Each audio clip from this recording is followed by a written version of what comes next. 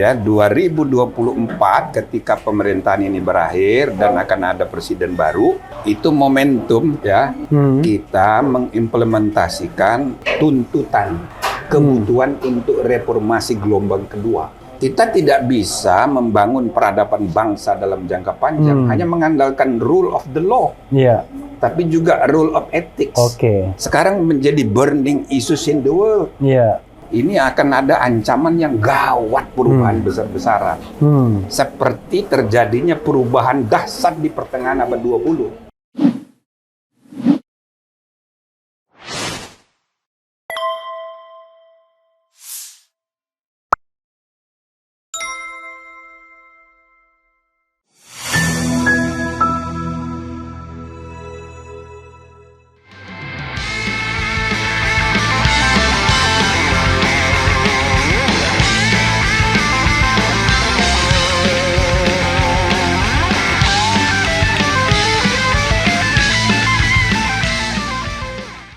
Assalamualaikum warahmatullahi wabarakatuh, Sobat RH sekalian. Jumpa lagi kita di channel yang keren ini. Keren saya di samping saya ada guru saya ya, yang sebenarnya sudah lama podcast. Cuma podcast sama beliau waktunya harus banyak karena yang kita bicarakan soal ketatanegaraan, bukan kasus yang spesifik ya. Sobat RH sekalian, Profesor Jimli Asidiki. Assalamualaikum warahmatullahi wabarakatuh. Assalamualaikum warahmatullahi wabarakatuh, Prof. Waalaikumsalam. Aman, Prof ya? Alhamdulillah. Aman. Prof, saya tidak mau tanya kasus, tapi tanya reformasi dengan jabatan publik yang sudah panjang, ya, dengan pengabdian kepada Republik yang sudah panjang, apa yang Prof pikirkan hari ini, apa yang Prof khawatirkan hari ini, apa yang Prof renungkan hari ini? Itu kan gampang.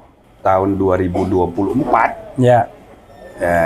2024 itu kalau dihitung dari reformasi 26. Ya. Tapi kalau dihitung dari perubahan konstitusi yang pertama tahun 1999 itu 25. Nah, jadi saya melihat ya 2024 ketika pemerintahan ini berakhir dan akan ada presiden baru, itu momentum ya kita mengimplementasikan tuntutan kebutuhan untuk reformasi gelombang kedua. Very good. Nah, reformasi gelombang kedua itu termasuk kita mempertimbangkan kemungkinan mengubah lagi undang-undang dasar. Tapi bukan sekedar menghidupkan GBHN atau BPHN. Tapi sistem konstitusional bernegara kita ini harus dievaluasi.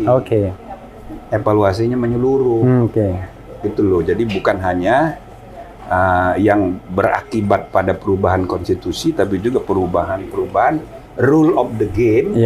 Dan bahkan ada 3 aspek yang saya selalu lihat di hukum tata negara kurang mendapat perhatian.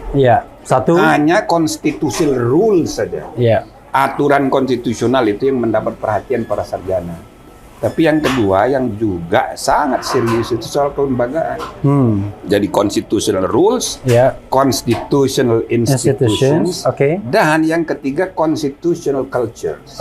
Budaya konstitusional. Jadi 3 aspek ini harus ada agenda ya perubahan modernisasi besar-besaran. Sebab pertama ya, kita menghadapi tantangan disrupsi teknologi di segala bidang, apalagi di bidang ICT. Ini membuat pola komunikasi berubah. Yang kedua, kita ini baru selesai pandemi, belum selesai juga 2 tahun nih. Dan walaupun sudah agak longgar sekarang. Agak longgar, tapi belum selesai. Belum pernah kejadian dalam sejarah kita mengalami pandemi selama ini.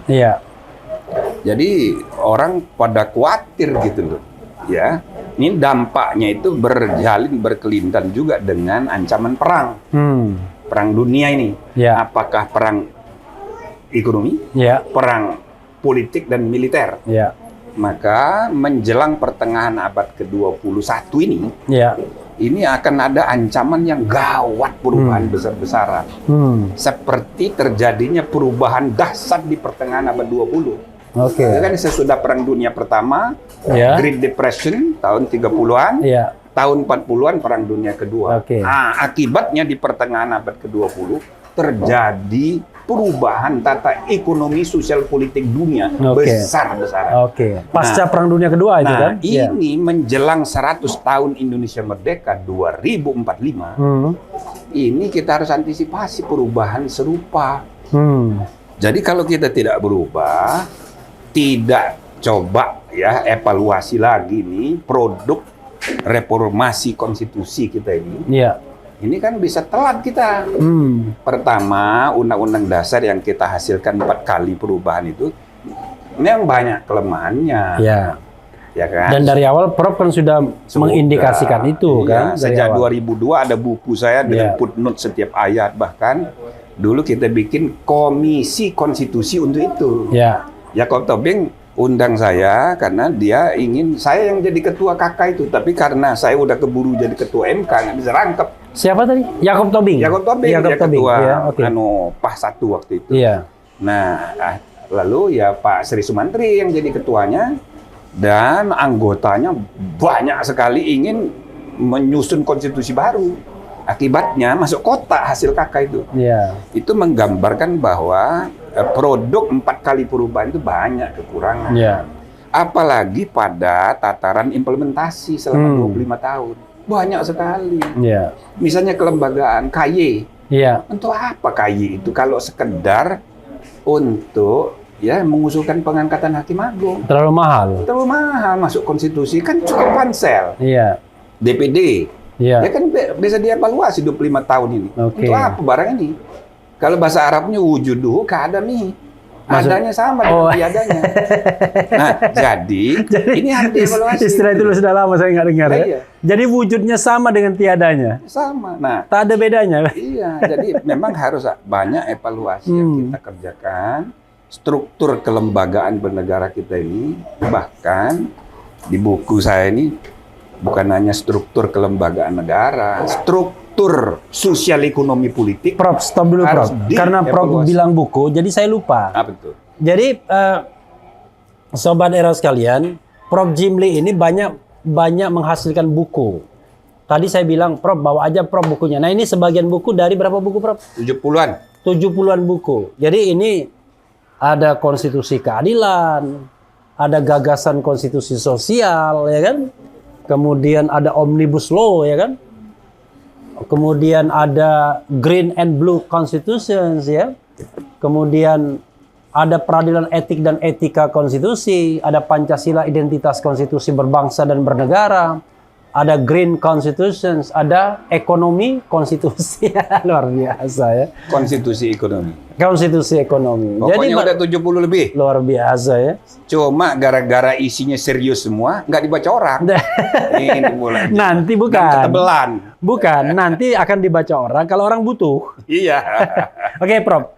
Itu menarik ya. Tadi soal perubahan konstitusi tadi. Sekarang ini kan kalau kita lihat di masyarakat akan ada 3 golongan tuh Ya. melihat konstitusi.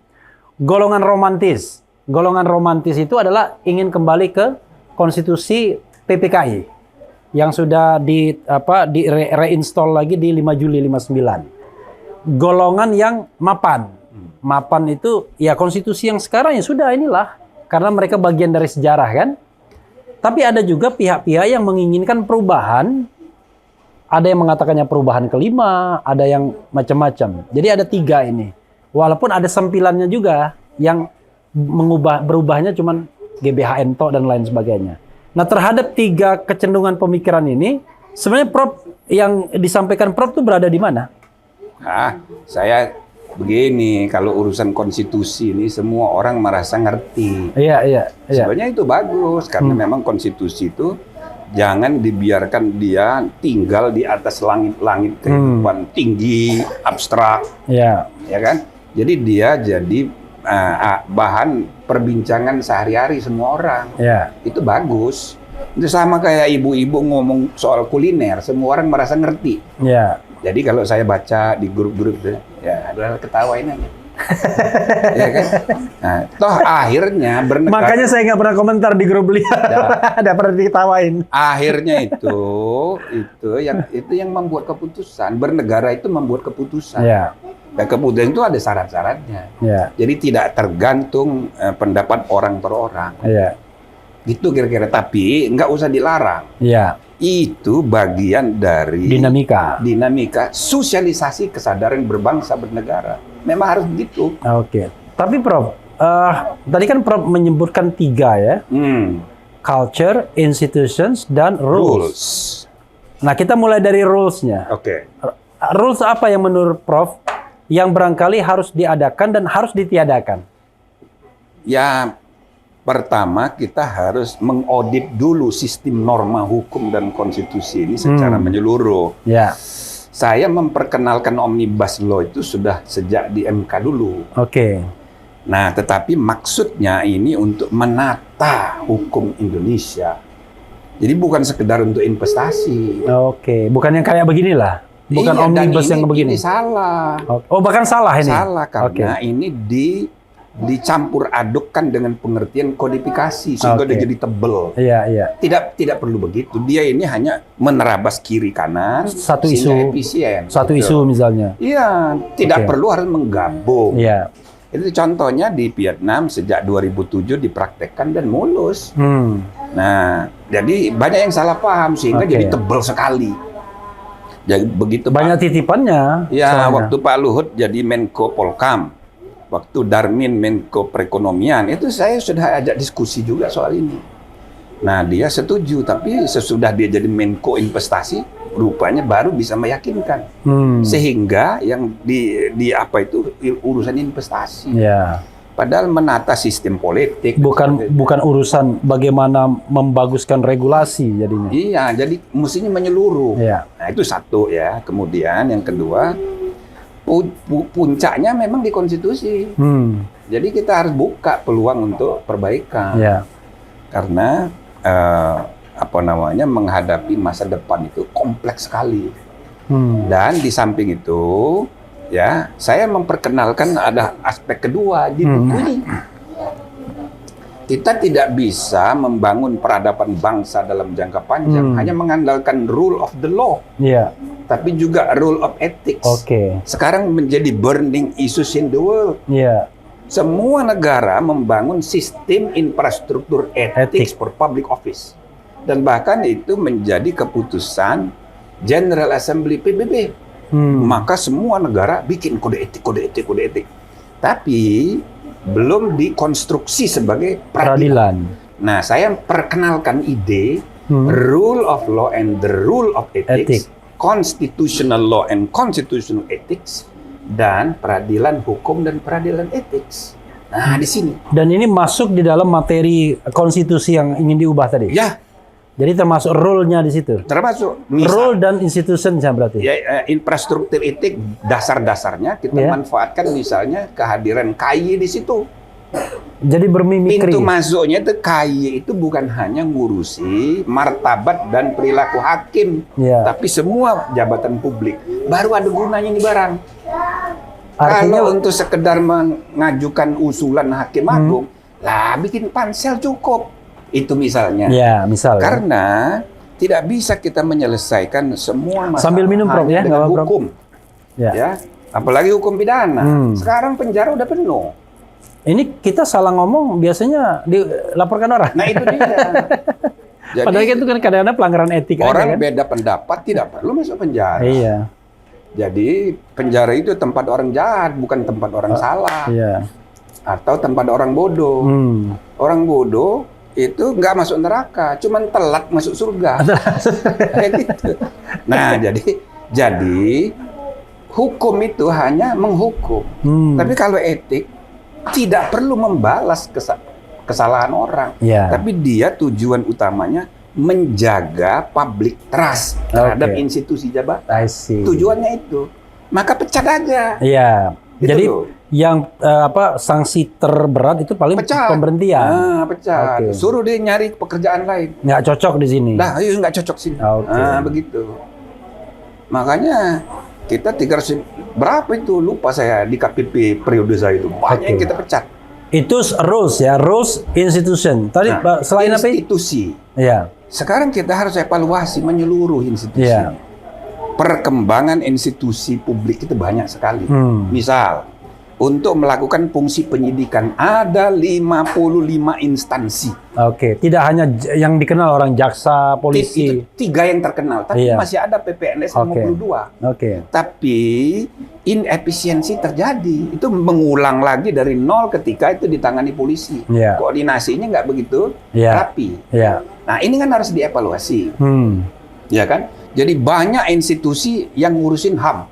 Komnas HAM, Komnas Perempuan, Komnas Anak, Komnas Manula, Kementerian Hukum dan HAM, Dirjen HAM, eselon-eselon satunya banyak, ngurusi isu yang sama. Nah, tapi sendiri-sendiri. Komnas Anak, Komnas Perempuan, kan Komnas juga. HAM juga yang diurus. Nah, jadi yang begini-begini ini, ada yang saya namakan malfungsi kelembagaan. Atau disfungsi kelembagaan. Jadi ada urusan yang terlalu banyak yang ngurus, tapi banyak juga urusan yang nggak ada yang ngurus. Misalnya urusan family planning.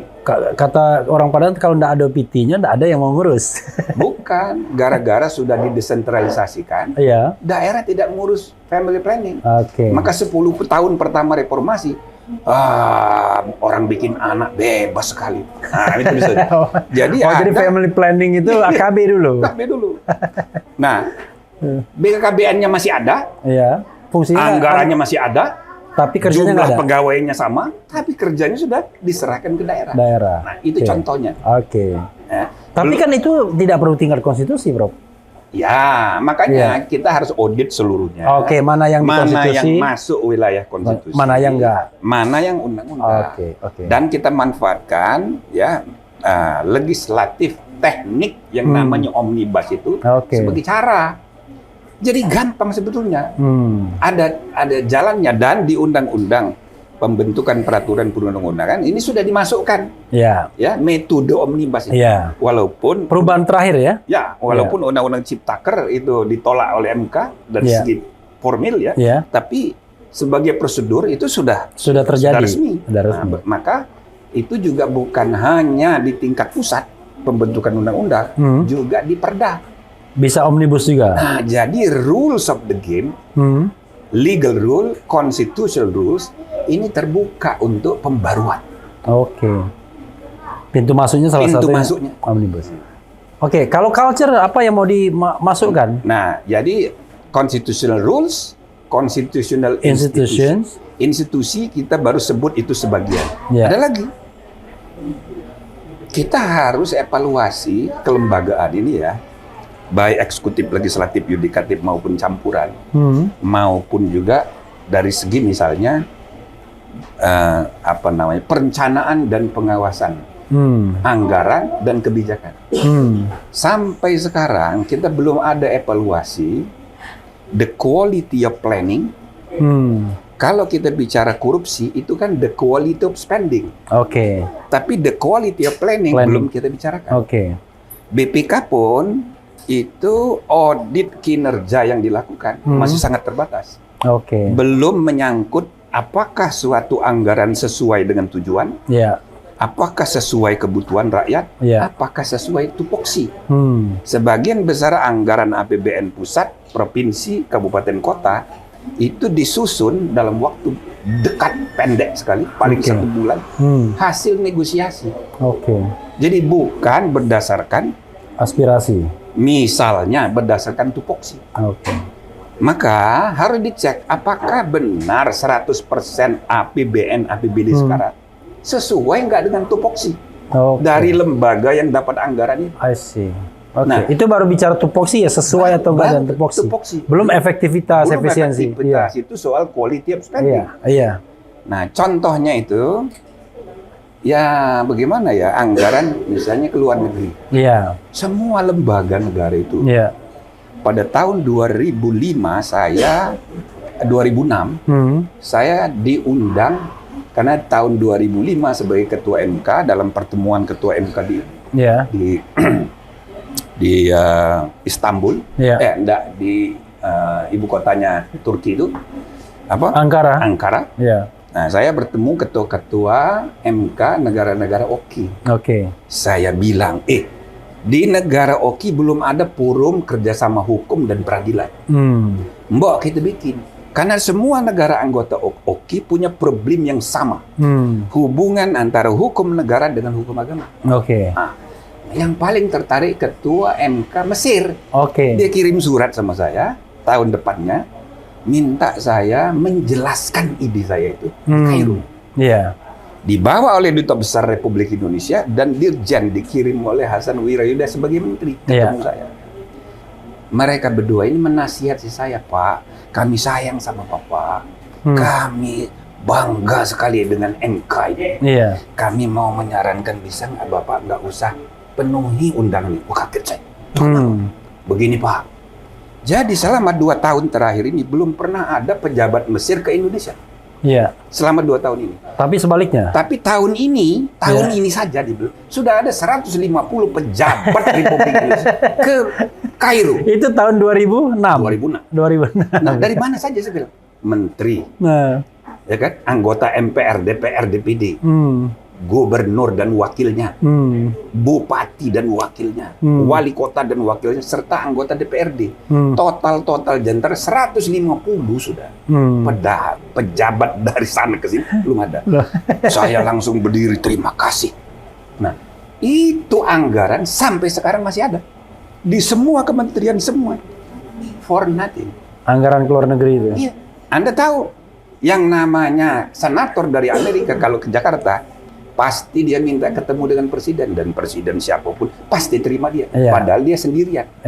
Ini 150 orang apa? Nah, itu misalnya. Ya, padahal kita negara besar juga kan. Itu sebagai sekedar contoh. Jadi the quality of planning itu harus diaudit seluruhnya, bukan hanya untuk luar negeri. Dugaan saya 50% itu karena lobby. Bukan karena tupoksi, bukan karena kebutuhan, dan bukan mission driven. Nah, di sana ketemu juga orang Indonesia aja kadang-kadang. Iya. Nah, jadi ini semua ya menyangkut soal reformasi kelembagaan. Bahkan saya gambarkan kelembagaan yang harus kita reformasi itu seperti Why Nations Built tulisan James Robinson sama Daron Acemoglu. Itu ciri negara itu gagal ataupun maju itu terletak pada the quality institution. Apakah institusinya itu berkualitas, inklusif, tidak ekstraktif. Maksudnya tidak memakan sumber daya dalam dirinya sendiri, tapi tidak berdampak kepada kemajuan. Nah, jadi ini bukan hanya institusi negara, institusi masyarakat, institusi ekonomi, ini harus ditata ulang. Supaya dia efisien sesuai untuk menggerakkan roda kemajuan. Prof. Kita udah bicara mengenai rules, ya kan? Kemudian institution, dan sekarang culture. Saya nggak bisa membayangkan culture apa yang bisa di-driven dari konstitusi. Kira-kira begitu. Lah ya, isi dari perilaku kita ini kan warisan dari masa lalu. Sedangkan rules, kemudian institutions, itu kan hasil penglihatan, hasil bacaan, pendengaran dari luar. Misalnya ketika kita milih sistem presiden, kan dari Amerika. Nggak ada dari kebudayaan Jawa, nggak ada. Pakai feeling aja kadang-kadang. Iya kan? Nah, BPK itu kan Radpan Rekenkamer, tinggal diterjemahin. Nah, MK itu kan ya kan Perpasung Segresop dari Wina. Austria. Komisi Yudisial, itu dari mana? Jadi institusi sebagian besar kita contek dalam tanda petik ya, dari luar. Rules begitu juga. Dengar di sana ada undang-undang anti terorisme, kita contek. Ada money laundering, ya kan? Itu gara-gara kerajaan luar negeri untuk studi banding tadi. Money laundering, sehingga sulit menerjemahkannya. Cuci uang. Ya kan? Nah, tapi perilaku yang dalam diri kita ini kan turun temurun. Nah, itulah kebudayaan. Jadi kalau kita tidak beri perhatian, kita pidatonya demokrasi, Ya, tapi pidatonya. perilakunya tidak. Kelakuannya Enggak. ada beda pendapat sedikit, 7 turunan enggak ditegur. Nah, itu misalnya. Ada yang begitu ya, 7 turunan nggak ditegur. Ada. Belum 7 turunan sih, baru satu turunan. Pidatonya anti korupsi, Ah. tapi amplop plek, masuk langsung. Nah, kan itu. Nah, itu soal perilaku. Ah. Nah, jadi kita ini sengaja memilih republik, Oke. merek resminya. Ya. Tapi tahu nggak Anda, waktu kita memilih negara kesatuan, bukan negara federal, Ya. itu tidak pakai puting. Oh, padahal memilih republik pakai voting. Tapi memilih republik Pakai voting karena ada yang pengen kerajaan. Yang mau kerajaan ada 6 orang. Iya, paling tidak ada gitu. Ada. Ya. Gitu. Nah, semula ada 9 ngotot. Iya. Karena ngotot, maka terpaksa pakai puting. Iya. Nah, waktu puting 55 orang mau republik, Iya. 6 mau kerajaan. Kerajaan. Nah, tetapi saya selalu gambarkan, seandainya sebelum diputus, Iya. bikin referendum dulu. Dari Sabang sampai Merauke, belum tentu republik yang menang. Jangan-jangan kerajaan yang menang. Nah, iya, karena rakyat Indonesia, cognitive awareness-nya, Oh iya. kesadaran pengetahuan dan kesadaran perilakunya kerajaan. Iya. Jadi bangsa kita ini kulturnya itu kerajaan. Nah, Apa ya bahasa yang paling enak? Bukan feodal ya, tapi kulturnya stratifikasi begitu ya. kerajaan. Nggak egaliter ya. Iya, nggak egaliter. Nggak egaliter. Jadi baik di Sumatera, di Kalimantan, Iya. kerajaan. Iya. Nah, jadi ini perlu dengan bersengaja Iya. di enlightening, dicerahkan. Dan melalui pendidikan mencerahkan kehidupan bangsa. Itu kan? Untuk mengubah modernisasi budaya ini, budaya feodal, budaya kerajaan itu. Oh, jadi justru budaya yang itu yang harus kita rombak Rombak dengan untuk menjadi budaya modern antara egaliter. lain dengan modern institusionalisasi, Oke. pelembagaan. Maka soal struktur modern itu, Iya. itu bisa mengikis budaya kerja feodal ini. Oke. Tetapi- Budaya komando ya. Tetapi yang terjadi sekarang coba, hampir semua partai yang lahir sesudah reformasi kan jadi dinasti semua. Itu saya bilang bukan the political party corporation. Nah, itu dia. Nah, budaya yang sama terjadi di lingkungan oligarki bisnis. Oke. Politik, bisnis, dan dinasti itu jadi satu kesatuan. Maka institusi kita republik, institusi kita demokrasi, tapi budaya kita kerajaan. Oke. Nah, Jadi bukan kita balikan institusinya ke kerajaan, tetapi budaya kerajaan itu yang harus menjadikan budaya egaliter demokratis gitu iya. ya. Nah, Gitu. ini harus Karena itu tuntutan modern kan? dengan bersengaja. Iya. Banyak yang tidak mengerti dan menikmati. Hmm. Kata Lord Acton, power tends to corrupt. Corrupt. Corrupt Iya. itu bukan hanya korupsi Iya. duit, tapi Iya. penyalahgunaan. Iya. Nah, dibungkus lagi oleh budaya feodal, ya orang jadi menikmati, spoil. Iya. Nah, jadi siapa saja yang duduk dalam singgasana, di mana saja dalam struktur Kekuasaan. kepemimpinan, Iya. itu diperlakukan dengan Seperti raja. dimanjakan. Dan semua menikmati tatkala dia tidak menghayati ide republikanisme itu, ide demokrasi itu. Nah, inilah jawabannya modern institusionalisasi. Oke. Tapi apa yang terjadi sekarang? Nah, ini yang saya selalu namakan gejala deinstitusionalisasi politik. Oke, justru makin lama Gara-gara bukan. medsos. Kenapa, Prof? Ya, sekarang ini jabatan-jabatan publik itu tidak melembaga, malah terbalik, mempribadi. Oke, jadi personalisasi jadi ya, bukan Ya, jadi individualisasi. Semua pejabat tiap hari nge-tweet, tweet pribadi Ya, atau tweet jabatan, nggak jelas. tidak jelas.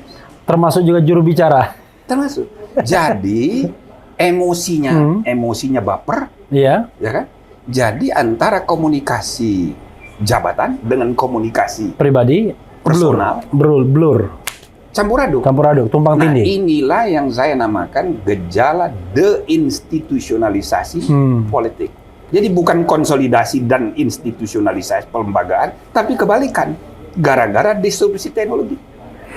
Dan orang pun tidak menyadari itu. Iya. Nah, ini harus diatasi untuk 25 tahun ke depan. Tapi kalau ini Prof, ya, ini agak ini sedikit. Kadang-kadang pimpinan tertinggi negara juga nggak sadar juga loh. Dari dulu ya, bukan sekarang aja, sebelumnya kadang-kadang memang menggunakan saluran pribadi. Kan medsos itu kan saluran pribadi sesungguhnya, bukan saluran resminya. Itu untuk mengkomunikasikan hal-hal formal kenegaraan.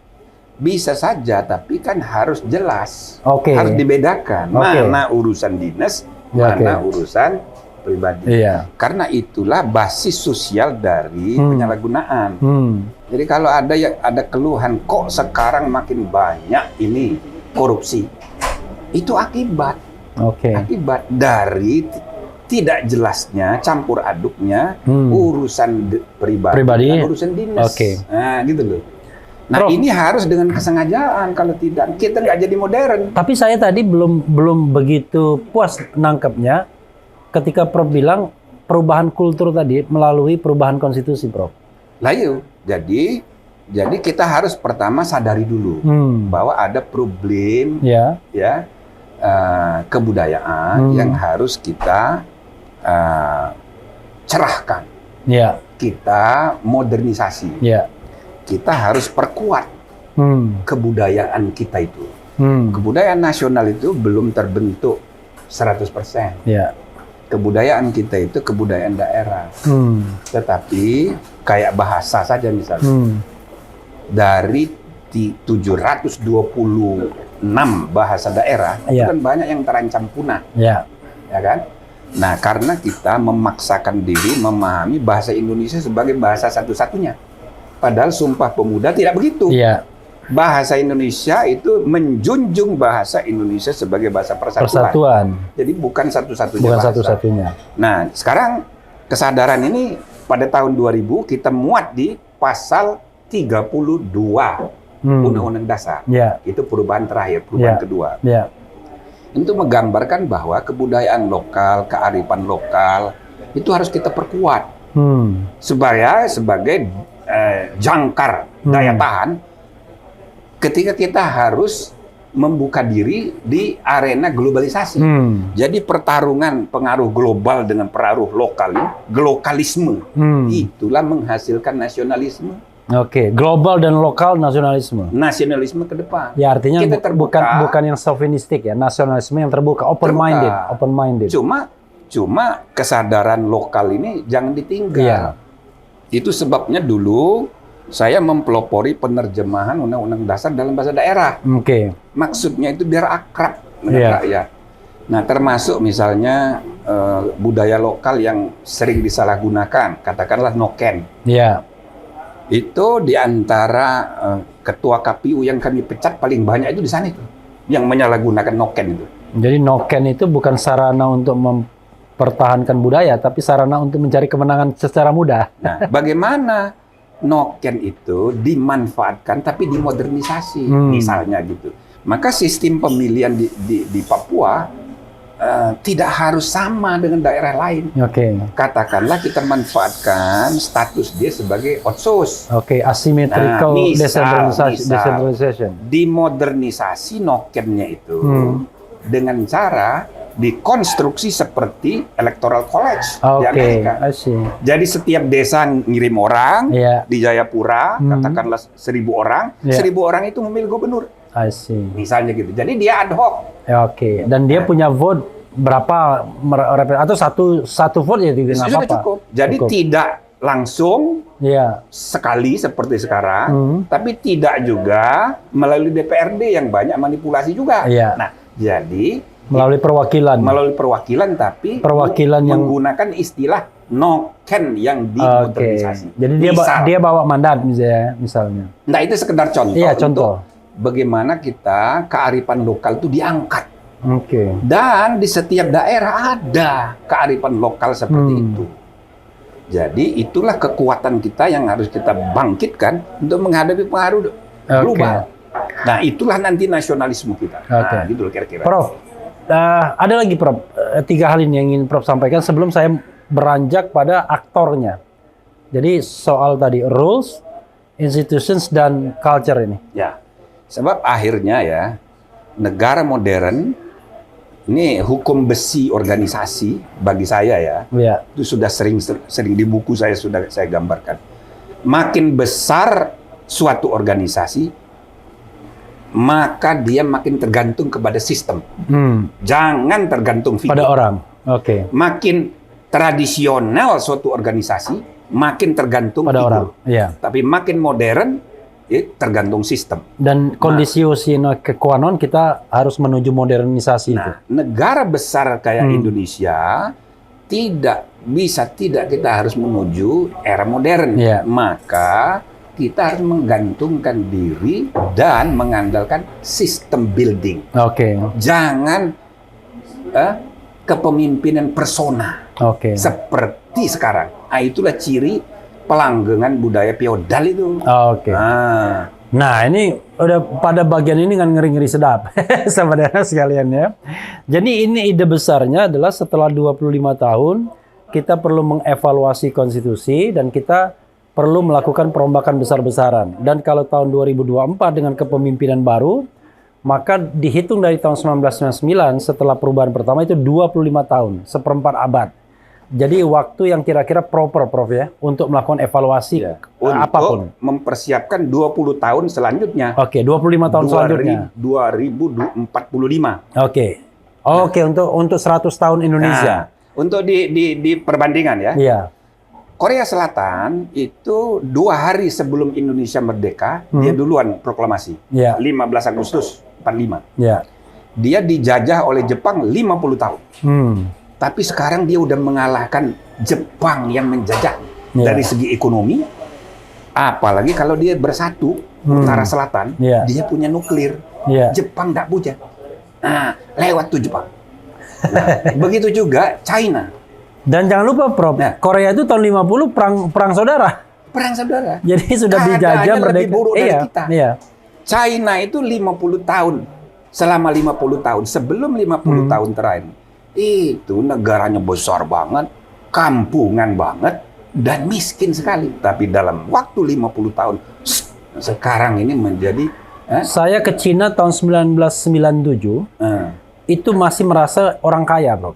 Apa-apa murah. Nah, itu. Beli jeruk dulu 1 kilo cuma 1.500.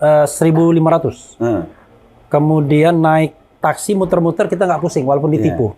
Karena pokoknya kalau dirupiahkan paling cuma 20.000. Tapi sekarang kita orang miskin kalau ke sana. Nah, maka tantangan kita, kita targetnya 100 tahun Indonesia merdeka. Dengan segala tantangan yang kita hadapi, kita harus betul-betul menjadi negara keempat atau sampai kelima, mungkin nanti kita akan jadi nomor 7 dari jumlah penduduk. Setidak-tidaknya ekonomi kita 5 sampai nomor 7 tertinggi.